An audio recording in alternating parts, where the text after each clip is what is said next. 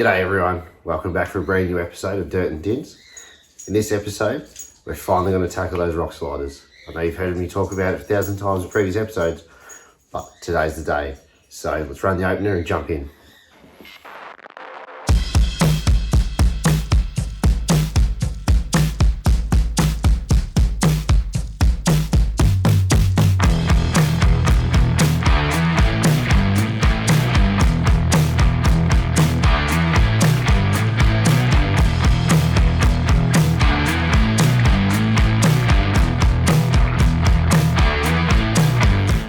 Alright, so before we get started into building these rock sliders, I got to address the blonde elephant in the room, and that is the mullet is gone. I'm back to now my natural hair, which is nice and short the way I like it, easy to maintain, and it's not as hot and sweaty at firefighting. So it's good. But if you missed out on why I had the blonde mullet and you want to see the reason behind the blonde mullet, click in the link in the top corner and it'll explain to you why I actually grew the mullet. And also, don't forget, it's okay to not be okay. And if you're having mental health problems, go see someone, go have a chat to someone. It's the best thing you can ever do. And that's talking from my own experience.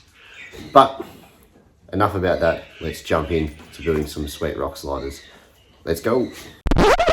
So firstly, before we actually start building the new set of rock sliders, we've got to pull the original set that came with the car. Now, you're going to see a whole bunch of old footage of the mullet, and that's because I've actually previously done this before I got my hair cut. So it might look a bit funny and you'll see some chop and change between old hair and new hair. Let's just let you know that it's a few different times that I've been doing this. So we'll jump onto the car, we'll have a look at what the original slider setup was and we'll pull them off. And then we'll come back from that, we'll actually draw up a plan of what we're going to do for the new sliders, and then we'll zip down to the steel supply shop, pick up our new steel and get it all bent and put it all together. So let's jump into the car and have a look. Alright, so you can see what we're doing under here. We've got these two sandwich plates that are held in by some bolts. So to drop this whole rock slider side step off, we need to undo these bolts and then the whole thing will drop off this side. And then we'll repeat the process for the other side.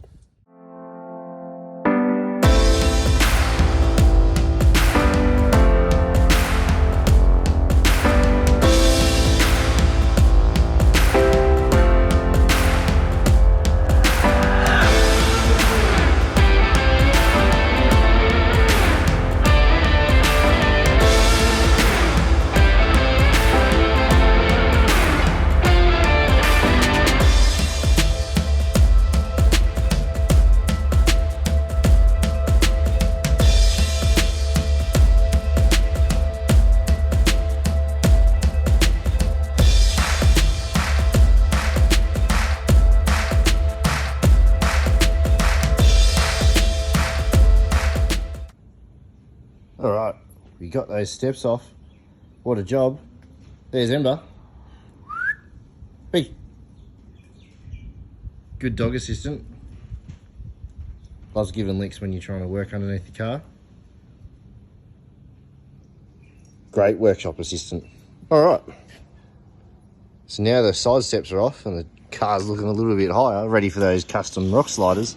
So now that our old rock sliders are off the vehicle, we can start to make way for our new ones. So to start with the plans, we're going to have a flick through on Google and actually find some designs that I might like, and we'll just draw some inspiration of different designs.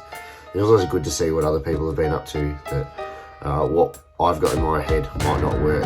So if we can actually see physical pictures that are being made, you might see that that's probably a better way to do it, and you might find your own design and do hybrid of what you got in your head plus what you actually can see has already been done. Rather than trying to reinvent the wheel, sometimes it might be easier just to have a look at existing wheels. So let's have a scroll through and we'll find something that we like. Alright, so I'm going to apologise for my wobbly camera hand, but it is pretty hard to try and get a good quality video of the computer screen so you can see the whole thing of what I'm looking at, and for me to be able to move the screen as well. So all I've done so far is, zoom in, is just Googled custom rock sliders, and so far they're all very, very similar. Like, they are rock sliders. That's just pretty much the look that you might prefer. but so far we haven't really found too much. But I'm thinking what we might do is something like this one back up here. Try and find it again. This one here. So you can see that it's a square tube here, and then with the nice round pipe on it. But what we'll do instead, rather than have this big 90-degree turn, we might actually angle it at a 60-degree and then come back up. And what that 60-degree will do is follow the exact same degree on the tray. So if you look at it, the whole thing should look by eye, and technically it should look nice and smooth. You'll have the exact same step out of the angle from the body, rock sliders, and then the tray. So it will look sort of nice and flowing rather than blocky, having a nice quick bend, back, quick bend, and then a gradual nice bend off the tray. We'll try and keep it all very, very similar. But this is the design we're going to go for. So this square tube, I'm going to use 50 by 50 mil by 3 mil. I'm going to go real heavy duty. Obviously it's going to carry the weight of the car leaning against something, so we want to be nice and strong. And then we'll bend up. We're going to use the 48, I think it's 48 mil outside diameter pipe, and we'll bend that back to Steve. Try and bend it with his hydraulic pipe bender, and we'll see what it looks like, that 60-degree. So what we'll do is, I've managed to pick up a few little tricks by watching other people on YouTube doing pipe bending and Googling, and then just trial and error myself. So we'll show you some tricks about bending pipe and then keeping it all sort of nice and even, and make it all level too, so you get nice even bends. So let's go jump into it. So we've just gotten back from picking up our steel, and here's our round pipe, and there's our square tube. So we'll go through on the car and have a look. Alright, so I've just jumped under and measured from the back end of the cab here to the front end, and it's 1980 long.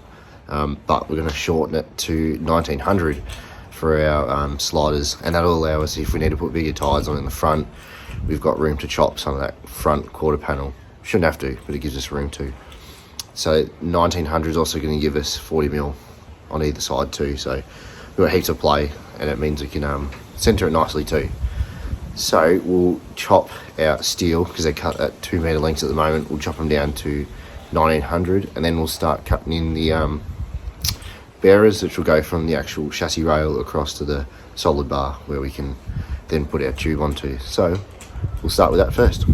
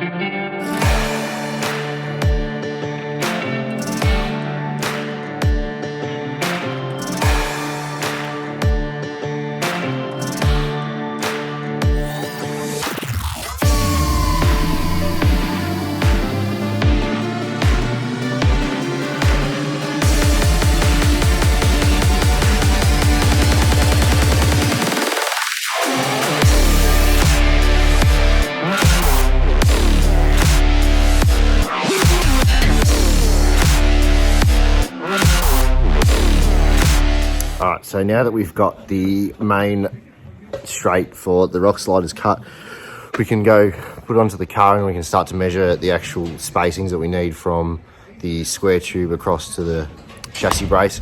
Now for the chassis plates, we're probably going to use 75mm by 5mm thick flat barrel plate, and we'll bend that around to suit the actual chassis dimensions. But the 75mm thickness should give us, it'll give us 25 around the actual rest of the square tube, because the square tube is 50 by 50, so it'll give us what's 25, half of that's 12.5, so it'll give us 12.5mm down each side to get a good chunk of weld on the sides.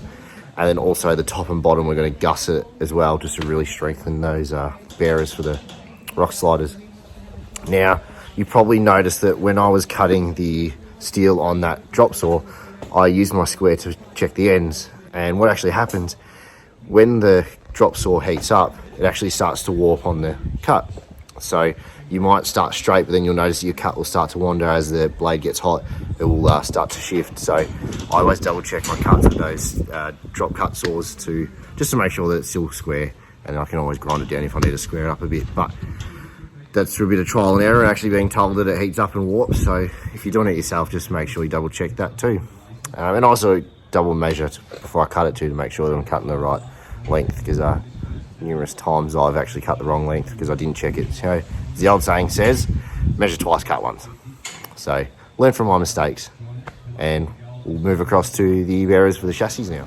Alright, so I know I did say in that last little snippet that we will do the chassis braces, but I've actually decided now we're going to split these sorry, we're going to split this rock slider episode into two parts. There's just so much going on, and I've also got to go pick up some more parts tomorrow, which tomorrow being Monday, all the steel shops open back up, so I need to break it up too. So we'll have a quick chat now about the actual bends in the sliders, and I'll talk you through what I do when I was doing these bends.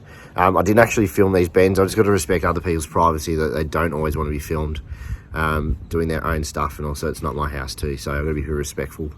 So we'll have a look at what we've done, and I'll talk over what I did leading up to it, just to help you if you ever want to do this yourself. Alright, so here's our bent tubes for the sliders, all been bent up nicely.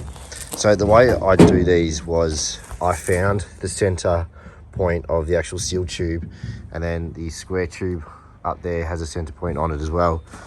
Now I'll grab the square tube down and we'll have a look, because there's 3 different marks, and those 3 different marks have helped determine where these bends are going and the angle of these bends. So I'll pull that down and we'll have a look. So here's our square tube for the sliders, and you can see that they've got 3 lines on them. Now this one here is our center point, which corresponds to our center point on the tube just there.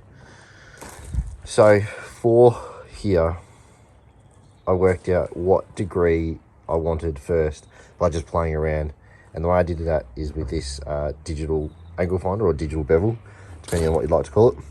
But basically on here I set it at 45 degrees. I know it says 45.3, but I like to work with 150mm tolerances. No, I'm just kidding. So when I did it, I actually set to 45. I'm just being rough here so I can explain my way through it. So I set it at 45 degrees, and then I knew my distance that I wanted to have from the inside here to the outer tube, and I set that at 80mm, so it's going to protrude off that 80mm. Now with that, I set 80mm off here. I measured it. I know it's not to scale here, but this is just all to explain it. And on here, where the angle obviously intersects here, I then measured to make sure I had 80mm off the back there with the tape measure, and then with my straight edge I marked across. So that tells me where on that tube that bend needs to sit on the center of the actual die for the pipe bender. And then I transfer that across to the other side, and then onto the tube. I know on the tube the lines have disappeared just because of how the pipe bends on the pipe bender, but if you can imagine, there was a line there, and that line, we measured the center of the die on the pipe bender, and that gave us our center of bend. Now also I know that this is extremely long, but the idea of that is that we had plenty of purchase for the actual dies to push that bend in. Otherwise we wouldn't be able to bend it So now what we need to do is we need to place the square tube roughly against the pipe here, and using a string line with chalk we can then pluck and pull it, and it will leave a chalk line where our actual straight edge needs to cut. So when we cut this tube, it will sit flat against that square pipe. So that's that. When I actually bent it, I knew that I wanted 45 degrees on the bend, so I just locked in at 45, this one. Now, when I used the actual pipe bender, it was too long to fit in the inside for the dies to be able to register it. So that's when I used this little one. Now, what I did with that one, I pretty much pushed it against the back here and then adjusted it so that it followed the back edge, and I could actually place it against the pipe. So when the two corners touched, I knew that the pipe was bent correctly. Also, when bending pipe with just the little hydraulic pipe benders, I like to put these levels on the opposite end. So if I was bending that corner up, then I would have put that spirit level on this end, and I'd also put this tool, which is a digital one as well. So yes, there's a fair few tools that I use, but just want to make sure I got it right. And the point of having these two tools on there was to make sure that when I bent the other end of the corner, so you could do one because it's round, it doesn't really matter, but once you do the other corner and you've got that pre-existing bend in it, you want to make sure that the whole thing sits flat.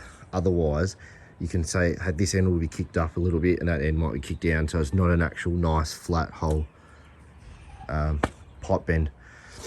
So I actually set this one up here, so I always zeroed it. I made sure that, I know it's sitting on the tray now, but imagine it's in a pipe bender. I made sure that was flat, and then I zeroed this one, and then that was actually able to tell us like tiny, so you can see that if I just slightly adjust it, there we go, it's picking up slight adjustments. So it's very, very good at getting accurate to know that we bent it dead flat, which means it kept a nice flat bend.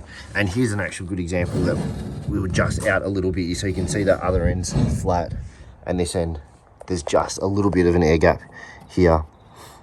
I mean, it's very, very minute, but it just shows that when you're doing this sort of stuff, the more prep work you can do is key. So, but other than that, it's come up a treat. So we'll set up the string line and chalk on it next, and we'll get ready to do those cuts, and then we can stitch it onto our square pipe. All right, so considering how long this episode has run for so far, I'm actually going to pull the pin here, just so next episode we can actually just start with the build and welding. So all the sort of technical and the plans and the theory part of the build is over now. The next episode will be the full construction. You'll actually get to see building the rock sliders, which will be sweet, and then we'll actually start to raptor and paint them too. So it'll be all looking pretty good by then, the next episode. So for now, hit that subscribe button so you can stay up to date with what I'm up to, and I've got some big news coming up soon. So make sure you hit that subscribe button so you can find out what it is. Also, like the video because it helps us out a lot to try and get the name of Dirt and Dints out there more, and gets our videos out there more too, so we can start to get more content and better quality stuff. And it just means we get more cooler stuff too. Also, follow me on social media to stay up to date too. So that's Instagram, TikTok, whatever. Follow me on there, stay up to date. And I'll catch you in the next episode. Bye.